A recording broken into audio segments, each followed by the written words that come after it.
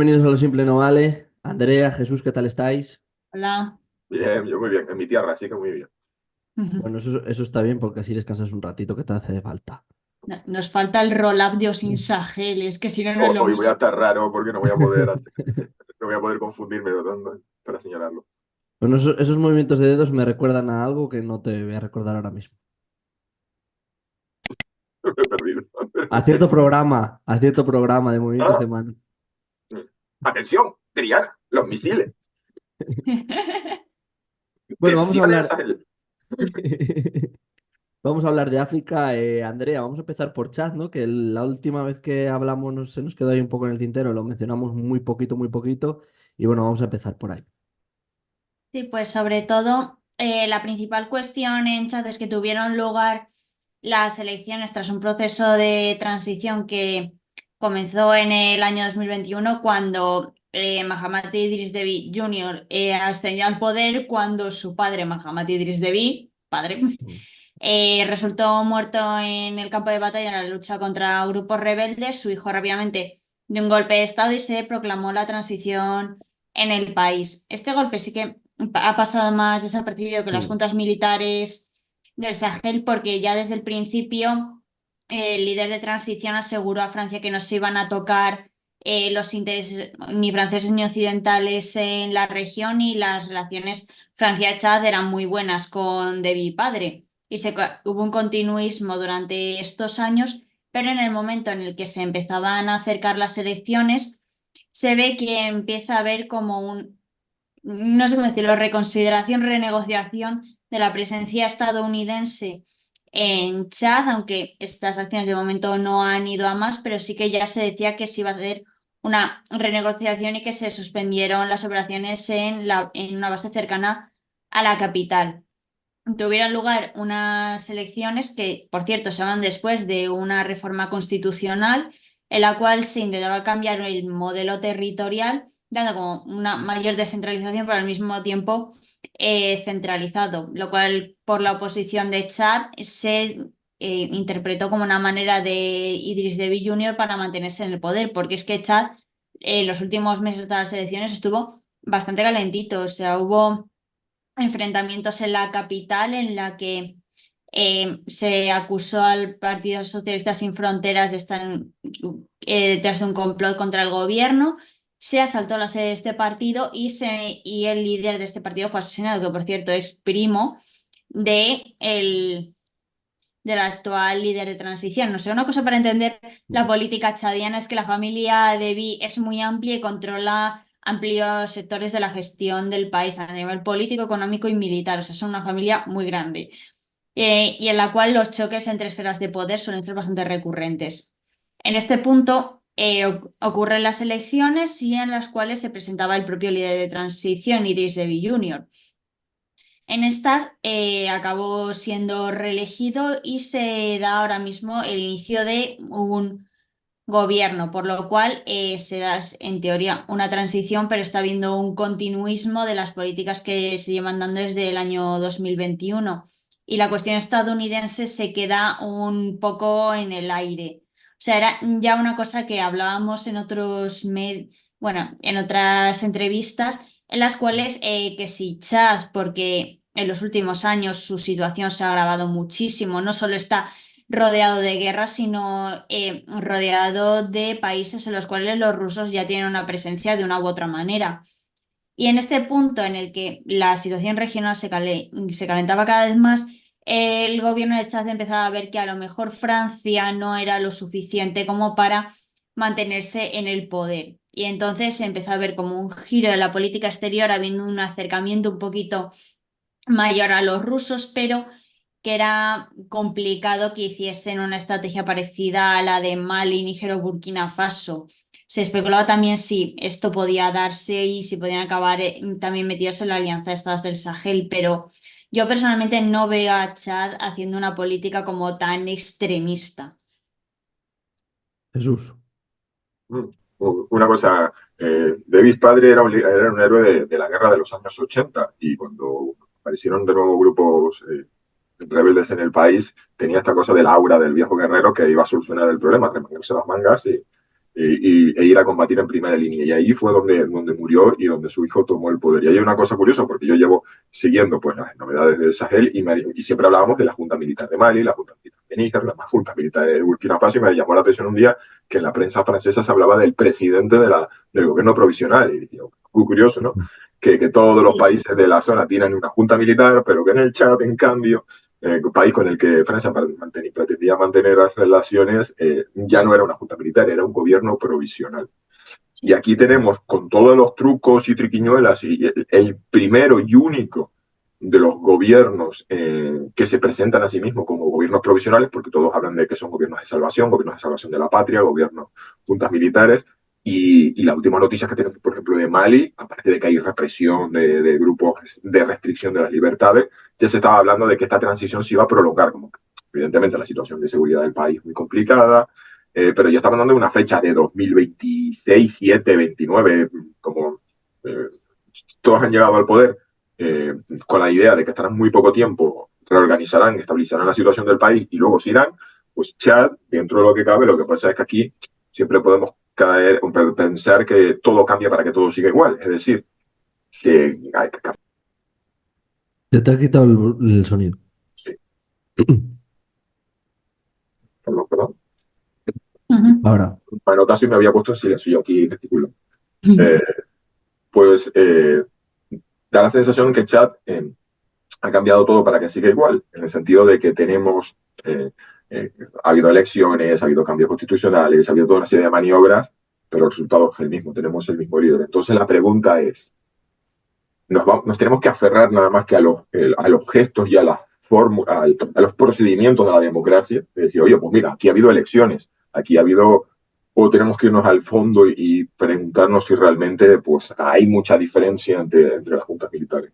Por cierto, ha habido también presiones con la presencia militar estadounidense en el Chad, que tenía allí cerca de varias decenas de instructores de las fuerzas especiales que provisionalmente se han ido a Alemania. Dijeron que, bueno, que esto era que en pleno fragor electoral, el actual presidente, bueno, ya electo, pues había dicho, vamos, que se vayan los estadounidenses, como en un giro populista y contrario a Occidente. Pero desde Estados Unidos decían, bueno, ya veremos qué pasa después de las elecciones, porque daban por hecho de que esto había sido una cosa provisional y que esos soldados habían ido a Alemania, pero que bueno, que tarde o temprano, bueno, aparte que me imagino que pertenecen al grupo de fuerzas especiales que tiene allí un batallón.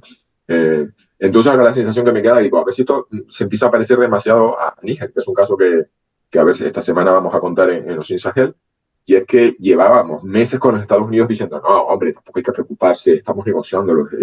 Aquí, es decir, hay una sensación, yo no sé si por diplomacia, no reconocer lo que está sucediendo, si es un wishful thinking de, venga, vamos a contar que está todo bien y que todo sigue igual, pues aquí están cambiando muchas cosas y estamos viendo cómo se van cayendo las fichas en el tablero. Sí, es que una cosa muy interesante que está viendo en el Sahel es por así decirlo, la lucha de narrativas que está viendo. O sea, es muy interesante ver en los distintos actores por qué dicen lo que dicen y omiten lo que omiten. Porque, por ejemplo, en el caso de la Unión Europea es muy cantoso como condenan a Mali, Níger, Burkina Faso, pero mientras Chad, Guinea y Gabón como que se están más de perfil, no se mencionan tanto. Pero es que también llega a pasar en documentos oficiales. O sea, que yo me acuerdo cuando estaba toda la crisis de Níger, que salían condenando a las juntas militares de Mali, Níger y Burkina Faso, decías, te estás olvidando un par, pero bueno. Pero es que realmente con toda la cuestión de Níger y Chad, Estados Unidos ha hecho auténticos esfuerzos porque esa ola de rechazo que había contra Francia y luego la Unión Europea no les salpicase tanto. Y cuando pasó el golpe de Estado de Níger y la posible intervención de la Comunidad Económica de Estados del África Occidental, ahí se dividieron las estrategias en dos. Veías a Francia diciendo que había que entrar en Níger a restaurar a Bazoum con lo que hiciera falta, pero soluciones africanas a problemas africanos. O sea, como que no iban a intervenir directamente, pero que a Francia lo de intervenir en Níger le parecía una estupenda idea. Pero por otro lado tenías a Estados Unidos llamando a la mediación, a la diplomacia, y después cuando lo de la CEDEAO se quedó en nada, fue el primero a intentar restablecer esas relaciones con Níger, porque es que Estados Unidos no quería verse como salpicado por esta situación que estaba viendo, a ver si se podía quedar contenido como en Francia o en Europa, pero ya hemos visto que al final no ha acabado pasando, porque es que también eso, la narrativa de estos países va escalando, escalando y escalando.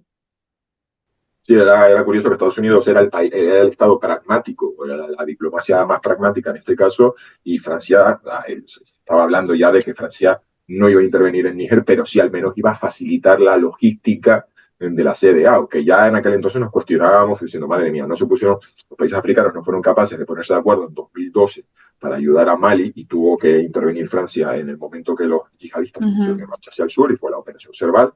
Y aún así a Francia le costó montar toda la logística de aquello, que tuvo que pedir ayuda a la OTAN y intervino hasta Canadá, por ejemplo, que puso a disposición de Francia aviones para hacer el puente aéreo entre Francia y Sebaré o Bamako. Y llevaron pues, todo el material ligero, me acuerdo, todo terreno, que cargaron un avión canadiense de todo terreno y alguien me contaba que no, que habían tenido como perplejidad, porque ya habían llegado los canadienses, bueno, vamos a cargar aquí todo lo que haga falta, y aparecieron los franceses con todo terreno, como si no se apliquen. En las guerras en África aquí no se lleva material pesado, las guerras en África son móviles, ligeras, y esto es del Sahel, y hace falta vehículos ligeros. Pues hizo falta, sí, claro, uno pensaba, eh, si para la operación Serval hizo falta toda la movilización de la OTAN en muchos países, incluido España, que luego puso destacamentos en Senegal y en estuvimos en Costa de Marfil para mover material desde los aeropuertos de la zona, cómo hubiese sido una intervención militar. Y ahí apareció Francia. Y entonces, claro, la sensación, digo yo, ¿cómo va a quedar, cómo va a ser interpretado, cómo va a ser leído en la región que entren las fuerzas de Nigeria en Niamey y detrás hay todo un tren logístico francés? Es decir, se estaba hablando y con razón de que aquello podía ser un problema serio de reputación para la CDAO. Y mientras tanto, Estados Unidos poniéndose de perfil, que era como raro, ¿no? Como los papeles intercambiados. Estados Unidos es normalmente el país que invade países y Europa es la que dice que está profundamente preocupada y hace un llamamiento al diálogo y al mantenimiento de la legalidad internacional, y en esta situación era absolutamente contraria. Y todo esto, en el caso de Níger, ya es una de las cosas, ya en su momento hablamos y siempre ha sido muy significativo, lo hemos contado en los mensajes, es que ahí estaba la base fundamental de Estados Unidos para la región. Dos cosas importantes. Una, que la base de Agadez, que ahí es donde estaban los drones, los MQ-9 Reaper. Si uno mira el mapa, para Estados Unidos era perfecto estar en el centro del Sahel, centro izquierdo, si uno mira el mapa, porque las otras alternativas eran despegar desde Italia y hacer un recorrido de horas, teniendo que pedir permisos a otros países, o desde el Cuerno de África, y otra vez lo mismo. Desde Níger, con todo el meollo del yihadismo, tanto en la cuenca del lago Chad como en la triple frontera, Mali, Níger y Burkina Faso, era perfecto. Y la otra cuestión es que esto es mucho más discreto y más curioso, es la enorme flota que hay, significativa flota de aviones de empresas contratistas que mueven a los generales de Africón cuando tienen que moverse por la zona, los militares, los instructores, los operantes, los diplomáticos. Y eso no son aviones, no es como aquí en España lo del Falcon y el presidente del gobierno, sino que es una flota privada. Con lo cual también pues uno le da a Estados Unidos, pues se puede mover piezas por la zona de una forma discreta porque no son aviones que lleven la bandera estadounidense. Y eso, pues ahora, después del acuerdo del pasado día 19, el 15 se negoció del 15 al 19, se queda fuera. Y por eso Estados Unidos había tenido una aproximación muy pragmática. Entonces, si había habido cierta sorna en Estados Unidos por la salida de Francia de un país detrás de otro, ahora hemos visto salida de Chad y ahora ya provisional dicen. Y ahora he firmado salida de Níger. Sí, además con bastante rapidez, o sea, ya decían del repliegue de tropas para el 15 de septiembre. Pero es que esa base era muy llamativa porque es que además de enormemente grande y estar en mitad de ninguna parte. Conocemos bastante la historia de Estados Unidos para sospechar sistemáticamente de ese tipo de bases. Eso, también había muchos vuelos que eran difíciles de seguir. Así que esa base, aparte de ser una pieza central, también estaba como en una gestión bastante opaca. Claro, ahí despegaban drones para misiones que era como yo me imagino que Estados Unidos nunca ni consultaba, ni informaba, ni daba detalle a Níger, que es un país que tampoco tiene una fuerza. O sea, la base está pegada a la frontera, cerca de la frontera de Libia. Yo me imagino que, bueno, es que Níger ni tendrá ni capacidad de controlar su espacio aéreo. Por eso, una de las cosas significativas de cuando desembarcaron los rusos en Níger fue decir, los rusos nos han transferido sistemas de defensa antiaérea. Y eso ha sido una forma de decir, igual que pasó en Mali, que al menos lo hemos confirmado porque hay un radar. Es decir, hemos visto la foto de un radar, creo que era un P-18, modelo soviético, que los países del Sahel están diciendo, oye, que aquí los países europeos han montado su operación Takuba, Barkhane, en sus bases de drones y han convertido nuestra soberanía y nuestro espacio aéreo pues, en un cachondeo. Y una de las cosas que han presentado es, mira, los rusos han ayudado que yo tampoco creo que los medios que hayan donado, regalado o vendido a precio de amigos rusos, Rusia les haya permitido realmente controlar el espacio aéreo. Pero bueno, en esa base, además, me acuerdo que es una base que ya yo creo que poco después de la operación Serval siempre era como la base más grande de la que nunca he oído hablar.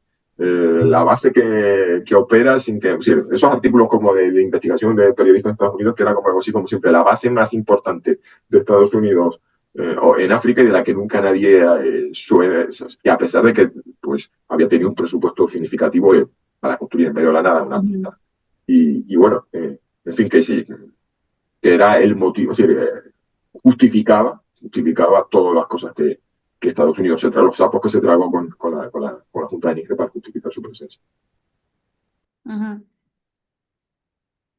¿Querías hablar algo de Sahel también has dicho antes, ¿no? La unificación que ha habido y demás, ¿no? ¿O no? Sí, que mientras el Sahel no se está quieto, cada semana vienen cosas nuevas y realmente llega un punto que es incluso difícil de seguirlo, porque además ahora mismo, aparte del Sahel, ya tenemos que empezar también a hablar un poco de las dimensiones del África Occidental, porque ya se empiezan cada vez a interrelacionar más estas dos regiones. Y es que en este punto tenemos dos como bloques totalmente antagónicos de la Comunidad de Estados del África Occidental, por un lado, donde pertenecían Mali, Níger y Burkina Faso. Cuando se dieron los golpes de Estado, se suspendió su membresía y después se salieron. Al mismo tiempo, se creaba la Alianza de Estados del Sahel, en la cual están Mali, Níger y Burkina Faso, y lo que nació como una cooperación de defensa cada vez está yendo a más a una cooperación económica y política. Y ya este mes, en mayo, decían que estaban ultimando un texto para la Confederación de la Alianza de Estados del Sahel. De ese texto todavía no se sabe mucho, todavía no está abierto al público, pero ya da a entender cómo esta organización se va integrando a pasos bastante agigantados. Todo esto, eso contando con el apoyo de Rusia, que me llamaba mucho la atención como una de las cosas que estaba buscando esta alianza era una salida al mar, que era lo que no tenía. En esta también alianza se pensaba que a lo mejor Guinea se unía, pero Guinea se ha puesto bastante más de perfil y no ha entrado, así que la AES no tiene salida al mar. En este punto se estaba barajando que Marruecos, que también tenía,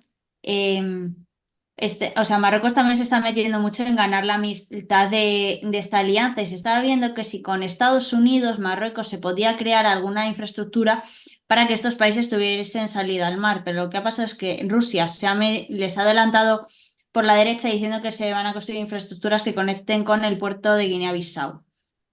Y en esto ya ha sido como, se está viendo cómo Rusia es un facilitador de la viabilidad de esta organización, porque es que además es que les ha venido enormemente bien, tienen eso, los tres países alineados, es mucho más fácil negociar con ellos y sobre todo eso, mantener esa narrativa contra Occidente es mucho más fácil tenerla. Y luego también a todos los países que han venido detrás como aprovechando por así decirlo, el camino abierto. Entre estos se destacan eso, potencias medias, en las que destaca Turquía, que es que lo decía, digo, mira, ni en los mejores sueños de Erdogan se veía un Sahel como el que tiene ahora. O sea, ahora mismo todo el espacio que están dejando Occidente en general se está rellenando con otras potencias. Y en esto Turquía está incrementándose a pasos agigantados, como hemos contado muchas veces, con las ventas de drones y también aumentando como cada vez más y más su influencia. Así que, o sea, no solo hay que ver a Rusia, sino el resto de países que están aprovechando como la estela, el camino abierto, los precedentes que se están sentando es que se están viendo un escenario en el Sahel que es que, vamos, algunos ni en sus mejores sueños se los veían venir. Yo creo que, a ver, es que estabas contando cosas, digo, si cogemos un mapa y empezamos a poner chinchetas, donde ahora mismo tenemos tensión y donde tenemos conflicto y cosas, es que nos sale un recorrido. Empezamos Mauritania, hemos tenido la tensión en la frontera entre Mali y Mauritania. Tu grupo de esas fuerzas de Wagner y del ejército de malienses han cruzado la frontera. Y ahora resulta que los ultranacionalistas malienses estaban diciendo, no, si Mauritania es un país de mentira, y han sacado un mapa con un corredor que conectaba con el mar, como diciendo, no, ahora que estamos hablando de la salida del mar, digo, la alianza estaba del Sahel, ya estaban ahí como el gran Marruecos, pues ahora el gran Mali, que bueno, es verdad, es un país que tiene el nombre de un imperio. Pues teníamos eso ahí. En Mali tenemos que el proceso de transición se está prolongando, la represión de grupos opositores y de incluso grupos de estudiantes y la represión. En Burkina Faso hemos tenido hace poco la segunda masacre documentada en los últimos meses, los organismos internacionales, sobre todo Human Rights Watch, diciendo que el ejército está utilizando sangre y fuego, más sangre y fuego, expulsión o bloqueo de medios internacionales. En Níger hemos tenido entrada de rusos y acuerdos de salidas estadounidenses. En Chad hemos tenido elecciones y salida provisionales estadounidenses, país en el que pivota toda la estrategia de Emiratos Árabes Unidos, que está apoyando a uno de los combatientes en Sudán, país que, madre mía, algún día tendremos, en otro episodio tendremos que hablar. Seguimos por abajo, presión del yihadismo desde la triple frontera Mali, Burkina Faso, Níger hacia el sur. Así que tenemos todo un desfile de diplomáticos europeos y estadounidenses por Costa de Marfil, Ghana, Togo y Benín. Y es que lo vemos desde de los servicios de inteligencia. O sea, hay un tuitero alemán que está siempre siguiendo aviones en fuentes abiertas y ves, bueno, y aparte que si lo hacemos, un mapa, que es una cosa que creo que tendríamos algún día que hacer un mapa y ponerlo en los mensajes. Las visitas de Biden, Kamala Harris, el secretario Blinken y el general jefe del Africón, ¿dónde han estado en el último año y medio? Y nos va saliendo un arco de países que rodean la Alianza de Estados del Sahel, que es un evidente intento de generar una estrategia de contención. Entonces, la estrategia del otro lado, evidentemente, romper ese cerco y la salida al mar. Así que la partida está bastante interesante, porque incluso hasta el hecho de que un grupo de mercenarios de Wagner habían cruzado la frontera y se habían liado a tiros dentro de Mauritania, de repente aparecen los ultranacionalistas malienses y dicen, bueno, sabemos que eso no va a tener ninguna salida, pero que te das cuenta que está todo el mundo pensando lo mismo. ¿Cómo salimos? ¿Cómo rompemos el cerco? Y me olvidaba las tensiones entre Benin y Níger a propósito de la salida del oleoducto que permitiría a Benin exportar el petróleo. O sea, que el que se piense que esto el patio trasero de Europa, aquí nunca pasa nada, bueno, son asuntos, es un tablero geopolítico que implica a Estados Unidos, Europa, China, Rusia, Turquía, las petromonarquías del Golfo, y vamos a tener tertulia de No Simple No Vale para rato sobre eso. Sí. Y lo del Congo, se te ha olvidado mencionar un poco lo del Congo. Bueno, eso, a ver. Eso da para otro directo, total. El Congo es el Congo es un país, perdona, que ha sufrido unos conflictos que a la gente directamente llama la Guerra Mundial Africana. Es decir, la Guerra Mundial.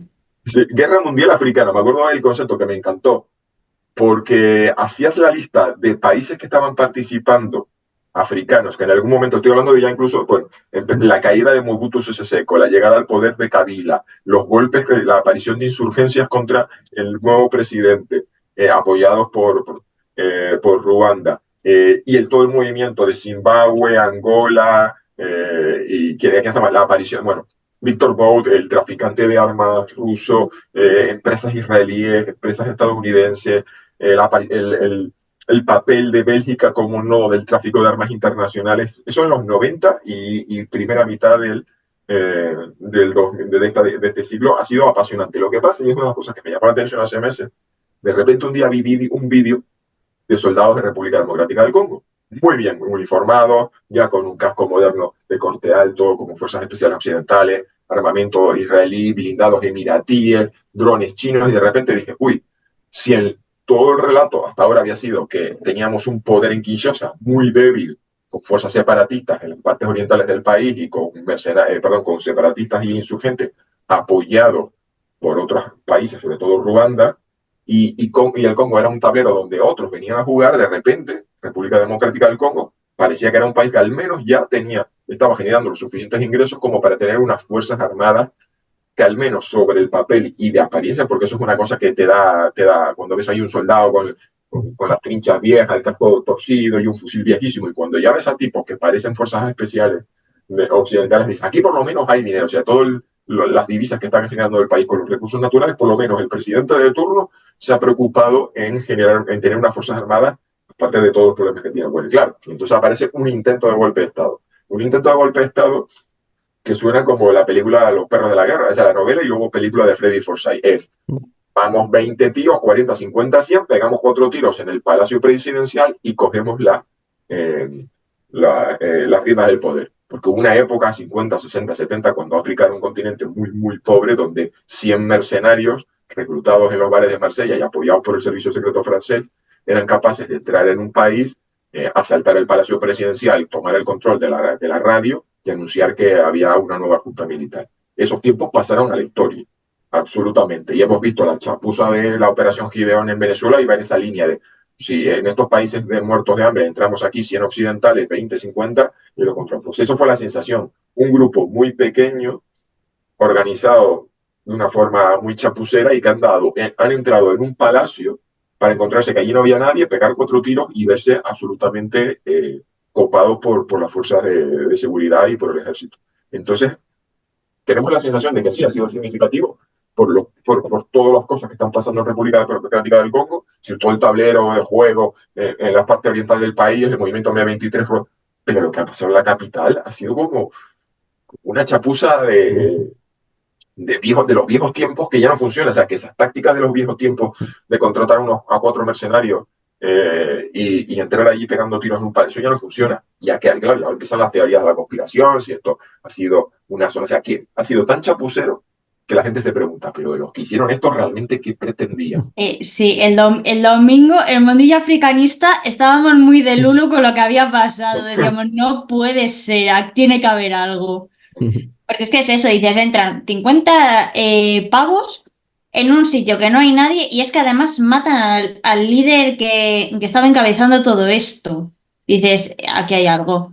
Y pillaron a un estadounidense allí, que esa es otra, que hay gente que se piensa, hay gente que contrata paquetes de aventura. Bueno, ya hemos visto 2 españolas muertas en Afganistán. Hay gente que se apunta a las aventuras que se piensan realmente que con cuatro gatos van a tomar el control de un país. Y dice, bueno, si esto sale bien, a mí me harán director general de minas o seré subsecretario de algo, o me firmarán, me harán y me haré, pero esos tiempos ya pasaron. Ya además, uno tiene que entender que la República Democrática del Congo es un país enorme, inmanejable, pues, 50 golpistas. Eso que podía funcionar en Togo en el año 70 o 75, 80. Pues ya no funciona en el siglo XXI. Y además, y una de las cosas que hemos visto y que he mencionado Andrea es que ya no podemos pensar en los ejércitos africanos como cuatro matados. Es decir, la llegada, primero, la formación que están dando, por ejemplo, Wagner, la compra y el acceso a material, blindados y drones chinos, turcos, hace que haya unas mínimas capacidades que, por supuesto, están muy necesitados de asesoramiento y formación. Pero esto de la era de los golpes de Estado, donde entra un avión con 50 tipos y dan un golpe de Estado, desaparecen a la mañana siguiente hay una nueva junta militar y esos 50 mercenarios han desaparecido en las sombras, eso ya pasó a la historia. Eso está muy bien en las novelas. Y además tengo la sensación de que esa novela de Freddy Forsyth como que alimentó mucho la imaginación de mucha gente durante mucho tiempo. Pero esos tiempos ya pasaron. Esos tiempos ya pasaron. Chicos, no sé si queda alguna cosa en el tintero, ¿quieres comentar algo más? No sé.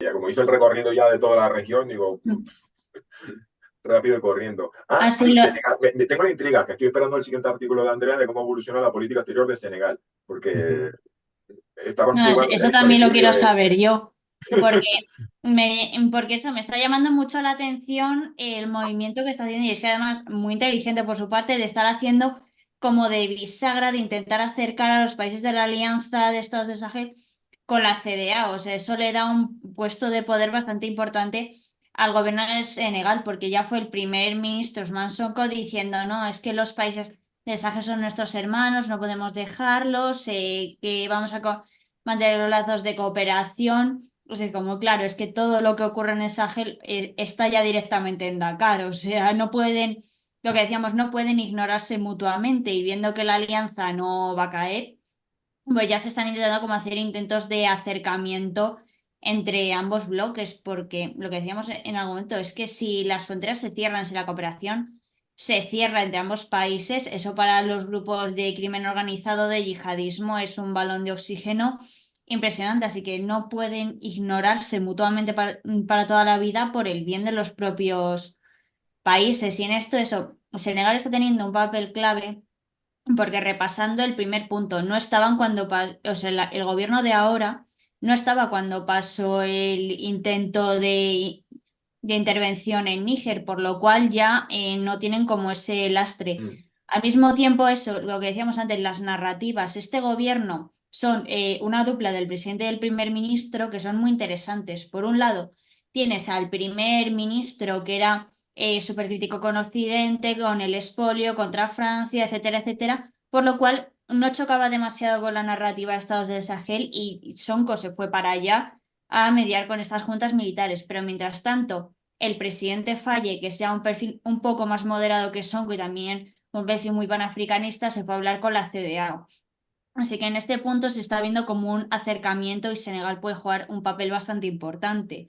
Porque eso, el África Occidental está llamada a ser la región prioritaria para Europa en los próximos años, ya viendo que el Sahel no hay manera, o sea, ya se ha retirado la misión de entrenamiento de la Unión Europea en Mali porque y ya llevaba, o sea, sin estar operativa sobre el terreno casi un año por lo difícil que estaba siendo primero trabajar con la Junta Militar y que además a los países europeos les preocupaba mucho que esos soldados entrenados acabasen en el campo de batalla luchando codo con los rusos. Así que esta misión se ha ido como, por así decirlo, desgastando hasta que se le ha dado fin. Así que ahora Europa se tiene que reorientar, porque es que Europa no puede irse de África. Así que el punto ahora está eso, en meterse en la zona de África Occidental. También Estados Unidos está en ello, que decía Joe Biden hoy, que si gana las elecciones irá de visita a Estados Unidos. Dices, vale, a buenas horas. O sea, han ido eso, miembros del gobierno, pero el presidente en sí como tal, no. Y es que lo de reorientar la estrategia hacia el Golfo de Guinea está muy bien, pero la Unión Europea tiene que correr porque no es el único país interesado en esto. Porque eso es lo que decíamos, los rusos muy bien, se han hecho infraestructuras conectando Guinea-Bissau con la Alianza de Estados del Sahel.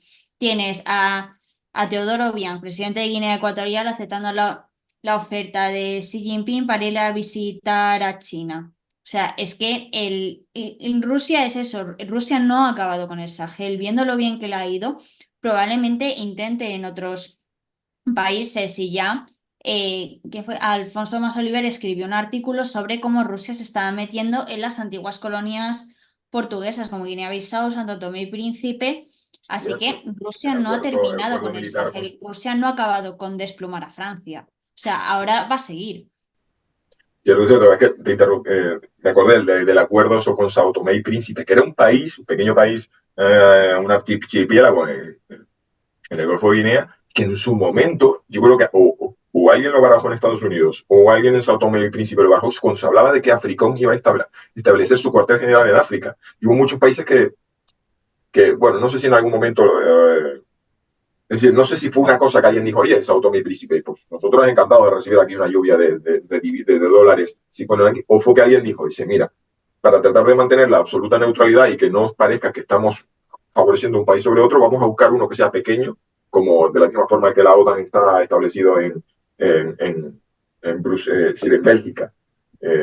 Entonces era como vamos a buscar un pequeño país que no tenga enemigos y que nuestra presencia allí. Pues Sao Tomé y Príncipe se consideró que iba candidato a ser sede de Africom. Y años después tenemos un acuerdo militar con Rusia, y vamos a ver que acuerdos de buena voluntad, de buena vecindad, de amistad y de cooperación se firman mucho. Tampoco vayamos a pensar que España tiene acuerdos también con China. Es decir, esas cosas son moneda común en el Normales. lenguaje diplomático, de las relaciones diplomáticas, pero la pregunta, ¿y esto va a ir a más? O Ujú, simplemente es el primer. Y entonces ya Sao Tomé y Príncipe. Digo, madre mía, que yo soy suficientemente viejo para recordar cuando se hablaba de que podía Africón terminar allí. Y mira, estamos en 2024 y ahora resulta que los acuerdos los tienen con Rusia. ujú. Sí, no es que es eso. Yo cuando veo eso, la estrategia de la Unión Europea de intentar colocarse en Costa de Marfil, Ghana, Togo, Benín, dices, vale, muy bien, corred. Porque también me acuerdo de China diciendo, necesitamos un sitio para poner una base militar. ¿Qué os parece Gabón? O sea, y cuando hubo el golpe de Estado, fue a China, le dio, o sea, en los anteriores golpes de Estado no había casi, se había pronunciado, pero en el golpe de Estado de Gabón llamaba a la calma, al diálogo, dices, mira, o sea, la carrera de Sahel se va a trasladar como a la región del Golfo de Guinea. O sea, y si la Unión Europea quiere tener una presencia consolidada, más le vale darse prisa, porque ya en diciembre decían que iban a hacer una misión de asesoramiento y de momento no se ha sabido mucho. Lo malo es que la Unión Europea carga con el lastre de que tienen que ponerse de acuerdo 27 países. En el caso de Rusia y China solo se tiene que poner de acuerdo uno. Así que, así que Europa eso juega, como por así decirlo, con esa desventaja estratégica y que hay que ponerse todos de acuerdo. O te digo, soy también tan viejo que recuerdo cuando se empezó a hablar de que UTM Mali podía cerrar y dice, no pasa nada, vamos a hacer UTM Níger. Nuestra estrategia pasa por irnos al país de al lado y mira dónde estamos. Así Sí. que eso de, no, no te preocupes, tenemos una estrategia, pues eso ya lo he oído yo ya y mira dónde estamos. Así que, como tiene ella, Andrea tiene absoluta razón de que aquí hay que empezar a planificar. Si realmente se quieren ejecutar cosas, porque este tipo de cosas de, no, no, no pasa nada, no pasa nada, porque ya, damos por hecho que el país de al lado nos va a recibir con los brazos abiertos. Sí, eso también cambió, eso cambió. La época en la que Estados Unidos o la Unión Europea podía llegar a África con sus condicionalidades y con sus imperativos, eso pasó a la historia. Ujú. Pues bueno, chicos, no sé qué enseñar una cosa más, si no, volveremos a hablar dentro de poco, que hay muchas noticias de las que profundizar. Sí. Yo creo que ya está como todo el repaso de las últimas Bueno, semanas. sí, sí, sí, sí. Pero, Pues lo dicho, chicos, un fuerte abrazo y nos vemos dentro de poquito. Muchas nos vemos. gracias. Hasta la Adiós. próxima. Un abrazo a todos.